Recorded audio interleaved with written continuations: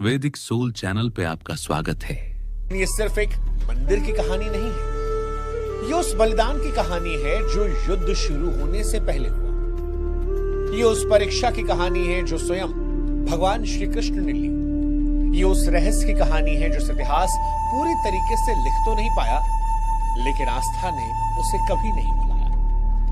ये महाभारत का वो अध्याय है जो ग्रंथों में नहीं, लेकिन लोगों की स्मृतियों में जीवित रहा।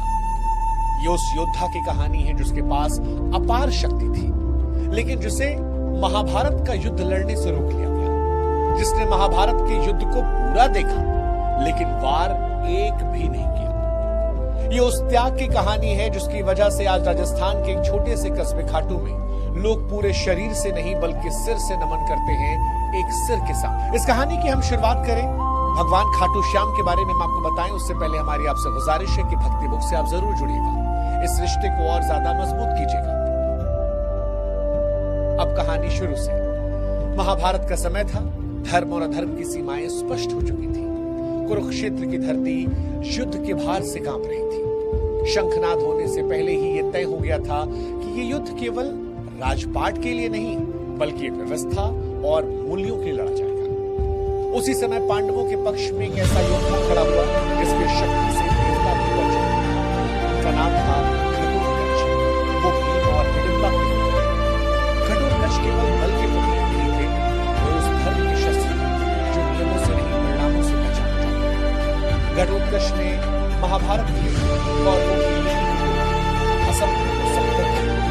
हालांकि महारथी कर्ण व्यस्त थे, वीरगति को पाकर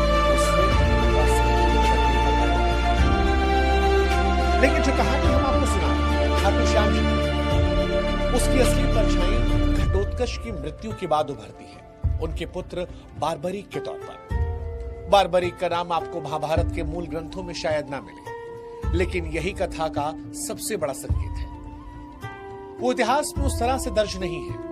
पुराणों, लोक कथाओं और जनमानस की स्मृतियों की योद्धा है। उनका उल्लेख स्कंद पुराण, ब्रह्मा वैवर्त पुराण और उत्तर भारत की लोक कथाओं में मिलता है।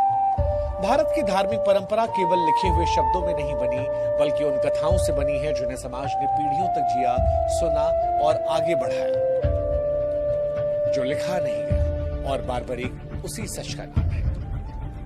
बार्बरीक कोई साधारण बालक नहीं। उनकी माता